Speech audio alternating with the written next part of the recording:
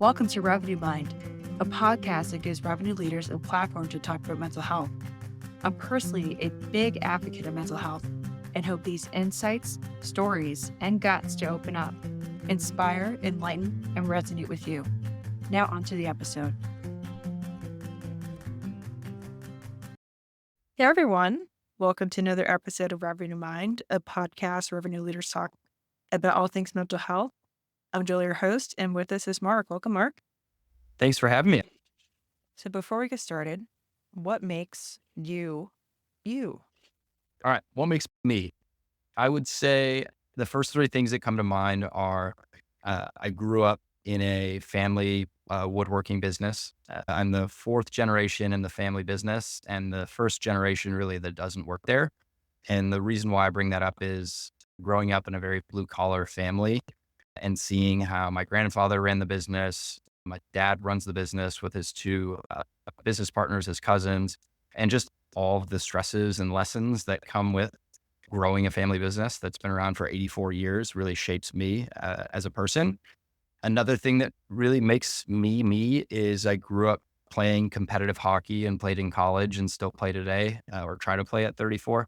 I think playing competitive hockey at a very young age teaches you a whole lot about yourself, about working with others, the highs and lows of just doing something incredibly competitive, which I think there are quite a few parallels to being an executive in a revenue role. It teaches you about time management. When I was growing up and had to do homework in the car and constantly be shuttled around to different tournaments out of state every other weekend. And then I think the third thing is I love laughing. I think it's the best way to get through life and the craziness that comes in every day and week and month. I don't take myself too serious and I'm usually joking, but I know when to take things serious at the workplace as well. I have a very healthy dose of sarcasm. Yes, that would probably be the fourth thing that I would mention too. Well, that's great. Thank you so much. So we'll go into the questions now. Thank you for being so open about everything. This made for really great questions. First question, how has therapy changed your approach as a VP of marketing? Yeah, so I would say I've been going to therapy for a little over 3.5 years. And I was going weekly for probably the first, I would say, year and a half ish, going through quite a bit of personal stuff, but then also going through quite a bit of stuff at work as well. And I think for me, it created a space that I could just talk through a lot of the stuff that I was struggling with and overwhelmed with, and felt like I didn't know how I was going to make it through certain work situations or respond to them, celebrating the highs like way too much. And I was really drowning in the lows equally as much. And I think the biggest thing that therapy has helped me do is just look at things from a much more cool, calm, collected, level headed perspective, knowing that you can only really focus on what you can control. And there's so much that's out of your control. And I think how you respond to tough situations is really all in your power. So for me, it's just helped me change how I approach conflict in the workplace and how I manage stress as well. Therapy for a lot of people is about reframing too. Like you'll get this input and everyone has a different perception of what that input is. Mhm. But the cognitive behavioral allows you to reframe it to where it makes sense. And I feel like that's definitely big in leadership. Yeah, absolutely. And I think mental health has always been a huge thing for me in my life. And I'm sure we'll get to that here in a bit. But I think there's always been this stigma around mental health. And I think there still is a stigma around mental health. But I think there is a huge stigma around therapy in that something must be wrong with you if you're going to therapy. I thought maybe at first, why do I need to go to therapy? I don't have any problems. And it's not what it's about. You don't go to therapy to just talk about problems that you may or may not have. Yes, you can talk about problems that you're seeing, but also it's unpacking a lot of those things and really understanding what causes you to think or act or respond to those certain triggers in different ways. And you have to put in a lot of work and be committed to it to really unpack all of those things. But I found it to be one of the most fulfilling things that I've ever done personally. That's awesome. I think therapy has changed a lot of people's lives. There's I feel like it's gotten better, but definitely for men, like you're not allowed to cry. Yep. And I think that there's definitely a movement toward all people can have emotions. Absolutely. And I think when I'll credit this to my old boss in my last company, Jason Widup, he was pretty open about the certain time of the week that he had therapy. And I thought it was really cool that he was that open about it. And ever since then, I've been very open about, hey, don't ever book a meeting over this time on Tuesdays because that's when I go see my therapist. I have therapy. It's great. And then I usually feel pretty awesome coming out of it and in a good mood. Yeah. I feel like you come out of it like elated, like a sense of relief almost. And even if you have to continue the conversation the next week, it's like you get to unpack your brain, like to your point. Yeah. I usually, if I think through some of the recent stuff that I've been working on in therapy, it hasn't been so much work related recently, but usually I leave feeling like, wow, I'm in a much better spot than I thought that I was, or wow, you're doing a whole lot right now and you should be proud of yourself of the actions that you're taking. And it's a process. It's not something that happens in a session or a couple sessions. You really have to be committed to it. But I always leave feeling good. And even if there's more to be talked about at the next time that I go, I'm not nearly as stressed out about going into it because I know that there is something that I'm already doing well to handle the situation, but it usually comes from a place of me being way too hard on myself. Don't get me started in perfectionism. What's the toughest mental health challenge you faced in revenue leadership? Working in leadership, I would say just at my last company, I think dealing with a really toxic workplace culture from the top down and just some of the tactics that a particular leader would use would just leave me thinking it was gaslighting at the end of the day. And it created a really horrible working environment. And it really forced me to start to question myself and my abilities and my confidence and who I was as a person because every single thing that I was doing, no matter how I tried to change my own behavior, was not met with that same desire to change.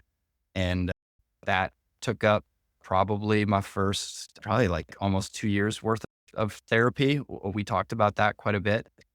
It helped me learn more about myself and control more of how I react or don't react and play into, you know, certain behaviors in the workplace. And it was awesome to come out on the other side of that. And most importantly, land in a new place like I am at UserEvidence where I don't have to worry about that. Yeah, toxic work environments I had this boss, I was 24, 25 maybe.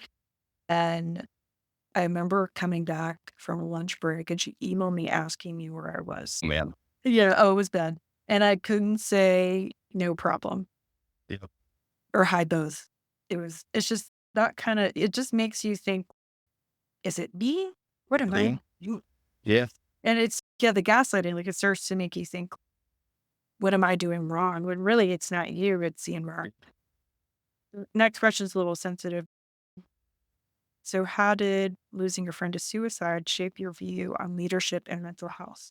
Yeah. So I would say that's a really good question that no one has ever asked me before. So I'd say suicide, maybe I'll just talk about suicide a little bit in general. So I lost one of my best friends in high school as we were going to college. We were a few weeks away. We were all going to separate schools, and it was an incredibly traumatic and I would say very pivotal moment at a very pivotal time in our lives. And it really just changed our worlds. And he's somebody that I still think about and something that no one should really ever have to go through. And then unfortunately, I almost had to go through it again, probably it would have been 5-ish years later when my younger sister, thankfully, was unsuccessful in trying to take her own life and having two major moments that suicide contributed to. It's just always been something that I've been a big believer in, just mental health and mental health awareness. I think one of the things that we tried to do the first probably 4 or 5 years after my friend had passed away was we used some of the money that was donated in his passing to bring a mental health speaker to the high school that we went to. And they would have that speaker come in, I think the senior class, like the spring of their senior year, right as they were, about to graduate and go through a very transformative period in time in their lives. And we got really good feedback on that. And I thought it was something that was, if the speaker saved one life in that group of people who were attending, it paid for itself 10 times over. So I thought that was really awesome. I think the biggest thing that it's probably taught me, to bring it back to your original question, it is this: you would be surprised how many people are willing to listen, both in your personal life and in your work life, whenever you are really feeling down about a particular situation or just how things are going. And they won't ever know how you feel unless you speak up and say something. So I think, I'm a very open book and have been ever since my friend passed. And, as I've grown up in my working career, and I think it's something that I make sure that I always speak up whenever I can. If something really is eating away at me and it's impacting my mental health, I make sure that my door is open, even though we work on Zoom and virtually, that anyone on my team has the ability to talk to me about anything that might be happening at work or in their personal lives if they want to talk through that. So speak up. I think that's the biggest thing, because you never really know what people are dealing with. First of all, I'm so sorry for your loss. And I'm happy your sister is still here with us. Yeah, it was one of those moments where I think up until that point, we're 3 years apart, and we had your typical brother-sister relationship for quite some time where, I'm annoying her and you didn't really think that the two of us liked each other. And it's unfortunate that maybe it took that particular moment for us to really turn into best friends. But I'd say she's one of my best friends in my entire life. And it was a huge turning point for us in our relationship. And I'd say our entire family's relationship with her as well. Yeah, that's amazing. Those pivotal life moments really bring people together. My dad actually has Parkinson's. We were all really close before, but it made us even closer, where we just rally around my dad and we're all there for each other. Mhm. Yeah, it sounds like it's very similar in a lot of ways. And it's unfortunate that it takes a wake up call in my case, or some unfortunate news in a situation that you had to deal with your family. But it's really cool that people respond so well to situations like that and really rally together. Yeah, definitely. Pivoting to neurodivergency, or as they like to say, neurospiciness. Can you share a moment where ADHD led to a breakthrough? I was embarrassed that I had ADHD for quite some time. I thought it had to be something that I didn't talk about, maybe that there was a stigma around it. I thought that it was a negative thing about me, and it was something that I hid in the workplace for quite some time. And I think the breakthrough moment was probably sometime in the last 4 to 5 years, because that's when I started to change just my stance on how I view my own ADHD in the workplace. I just started to let people know about it. And I let people know about the good things, because I really do think it is a superpower for me at the end of the day. And it's something that makes me. And when I'm truly focused and in the zone, how I am, how I can come across, how it might appear to others. And then when I not as focused or not in the best mental state with regard to my ADHD, this is how I show up as well. And these are some of the negative things that could be interpreted based on my body language, how I communicate, how these other things play out in the workplace. And I think two things stood out to me once I started to change like how I viewed ADHD and my own ADHD. People were so accepting of it, and I think very understanding. And I think it also just helped me work better as a teammate when I'm more open about how I'm wired and how I work and think and my quirks and what my superpower is. So I think that was probably the biggest kind of turning point for me with my ADHD. Yeah, ADHD is a total superpower. What kind of superpowers do you feel like you have with ADHD? Yeah, I would say a couple things come to mind. I think I'm just naturally a very curious person. I think that's how I'm wired. But I think once I find something that really piques my curiosity that I don't know about, give me a day or a week, and I'm going to come back super informed about whatever it may be. And that comes up all the time, especially in an early stage startup and especially as a first time executive. So I think that curiosity and that focus is amazing. And I think not something that everyone has. I think ADHD, people's brains operate in a very special way. You can like hyper focus 1 second and you can listen to a conversation, but also multitask. I still don't know if the multitasking is a good thing, but I feel like I am good at it. You'll hear my name and I'm like, yeah, and then chime in. Yeah, I think the flip side to it is I think prioritization can be an issue and getting overwhelmed at times just with how much is on my plate or my team's plate and struggling a bit to prioritize. But I think knowing that feeling is driven by my ADHD. Like the first kind of step is awareness. So at least I'm more aware of it now. And I recognize when I start to feel a little overwhelmed with that in particular. So it has its pros and definitely its weaknesses, but I'm aware of what those weaknesses are. And I'm open about those weaknesses with my team. Yeah, that's awesome. Staying along the lines on mental health, what's the biggest misconception about mental health, in your opinion, in the workplace? Mental health in the workplace. I don't know if this still holds true, but this is something that I feel like used to be true and maybe it's starting to change for the better.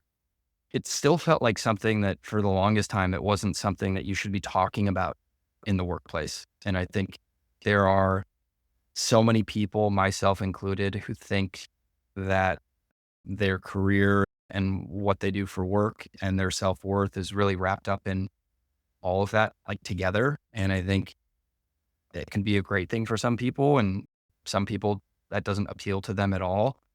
But for myself, it is a great thing to be open about your mental health in the workplace and having space to talk about that and knowing when and where to talk about it. But I think the more perfect example, there's been some times where I have some personal stuff that I'm going through outside of work.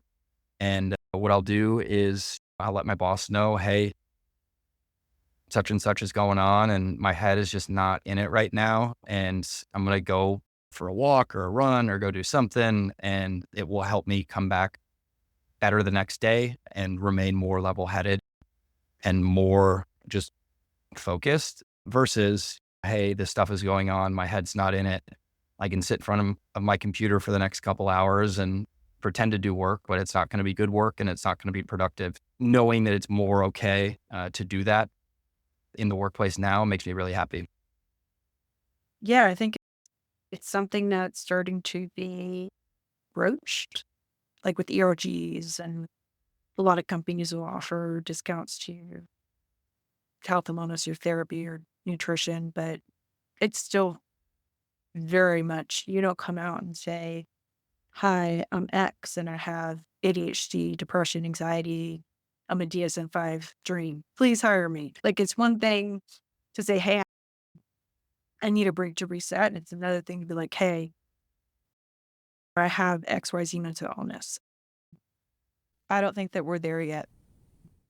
Yeah, I don't think that we are. I hope that we get there at some point because I think from where we are right now in 2024 to where we were 10 years ago, I think it's come a long way. So I'm not ruling out that in the next 5 years, we don't get to that point. I would almost be excited if we get to that point. For sure. So that brings me to an adjacent question.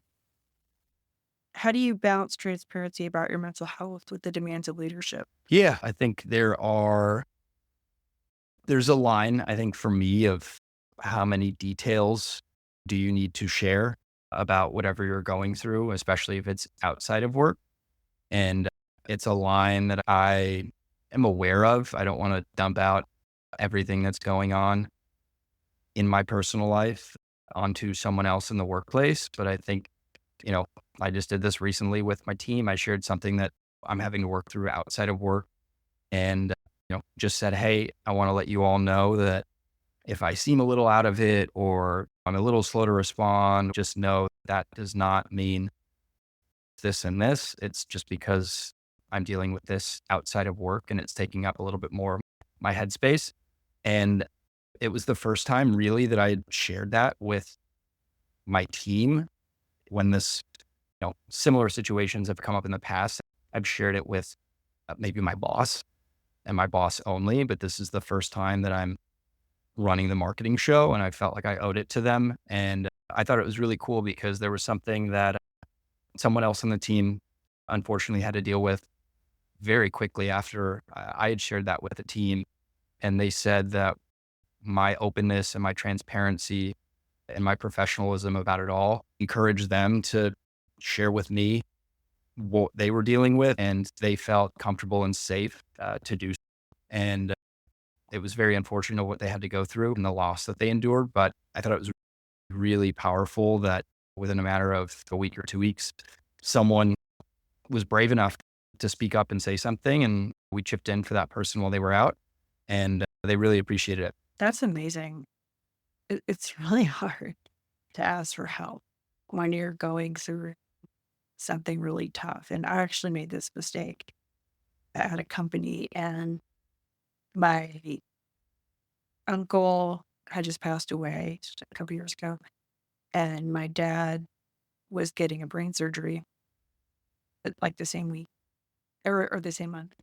And I didn't ask my team for help. I was just like, I can function.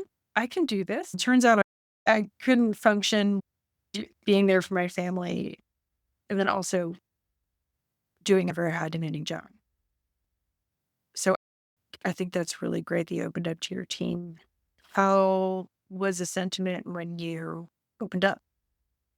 Yeah, I think it's probably more a reflection of the caliber of people that I've hired on my team because I felt comfortable enough and safe enough that they were going to respond just like they did. And that's absolutely what happened. Very supportive, very understanding, very human, I think is probably the best way to put it. And it was great. I think I was a little nervous just because I'd never done anything like that before. And within a matter of 20 seconds into it, we probably talked for 4 or 5 minutes about it. All of the concerns I had going in were no more, and any anxiety that I felt was off the table. Yeah, that's awesome. And that really shows the culture that you built and the people that you hired. To a lot of times they're a reflection of who you are. So I think that speaks very highly of you. I appreciate that. So pivoting a little bit, what's one mental health lesson you wish you learned sooner? One, a mental health lesson that I wish I knew sooner. I would say don't wait for something bad or catastrophic to happen to ask someone if they're all right. If you have a hunch that somebody might be going through something and you can pick up on it based on any sort of body language or behavior or whatever it may be, just speak up sooner. I think it goes such a long way and it's so much better to get in front of what usually is a horrible and traumatic situation if you wait too long. So just speak up, trust your gut, and offer up support to people who you feel like might need it. And the worst that can happen is they say, no, no, I'm good. And you can ask a few more questions and trust that they're good. But I would rather have that happen than wait too long to speak up and ask somebody how they feel and have to deal with the consequences. I had a friend who I just thought that's how she was. She was flaky and just spacey. And I made the mistake of not checking in on her, like, hey, are you okay? Because I'd never seen I didn't know how she was before. And I get a call that she's in rehab. It's to your point, it's really good to check in. I have some OCD tendencies. So I have a list of all my friends in a notes app with hashtag all you need is love. And about once a month, I'll go on a texting spree and say, hey, just checking in with a I heart. love that. Yeah. It's awesome. And that's because that girl taught me, my friend taught me, Mhm. you never know if someone's going through something. Absolutely. Back onto revenue. What's the hardest part of detaching from outcomes in a high stakes role? Oh, that is a good one. I think you're on the hook for the outcomes, like figuratively and literally at times.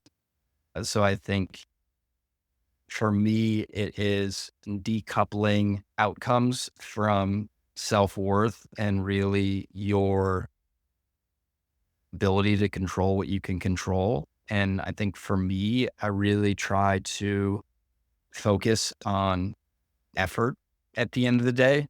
And if I can truly look myself in the mirror and say that I'm doing everything that I possibly can to impact a particular outcome, and if it's not going my way when it's all said and done at the end of the quarter or whatever the time period is, it's okay. That's not a reflection of you as a person. It's not a reflection of what people in your personal life may think of you. And usually, I would say almost all the time, it's not a reflection of how people think of you in the workplace too. So there are times where if you miss a number, it could be, whatever you're goaled on from a, pipeline perspective or revenue perspective. I think it's time or it's important to take time to pause and reflect a little bit and look back and see if I could have done things differently, what would I have done differently, and almost journal a little bit. I'm not a journaler, but I think all the time. I can't shut my little marketing brain off. And as long as you are truly putting in the effort and taking time to reflect over time, you will start to hit more of those numbers. Definitely. My fiance is actually in ops and he does after action reviews. And I think it's really important for all of us to do that for ourselves. So that's awesome. So pivoting a little bit and making it a little bit more broad, how can we make therapy less taboo among revenue leaders? Yeah, I think just talking about it more and talking about the benefits and the positive impact that it has on people when you commit to it, because it is a process. It's not a one and done thing. And I think just being more open about it, that you do go to therapy and you prioritize it every week and it's a priority for you. And, it's something that you make the time for. And I think the more that we do that, the more accepted it becomes. And we remove the stigma that, seems to still be around it in 2024. I think slowly but surely we're getting there. Last question. What's missing in the B2B conversation about mental health? I think people are still scared to bring it up in conversation because they're worried about what others might think of them, or what's a sign of weakness or a sign of something's wrong. And I can count a few people on my hand that I know personally who are pretty open about it. But I think the more that they're willing to put themselves out there and start the conversation and make sure that it remains a conversation, I think the better off everyone's going to be working at any sort of venture backed startup, software or not, is a crazy work environment. And I think the sooner that people realize that one of the best ways to get by in a crazy work environment like that is to go to therapy and talk about a lot of the things that you might be struggling with in the workplace and outside of the workplace. And it hopefully just leads to better teams, better cultures, better environments, and just a better situation that people want to work in. Love that. Where can we find you? And I'll put in the show notes, but we'd love to hear you. Yeah.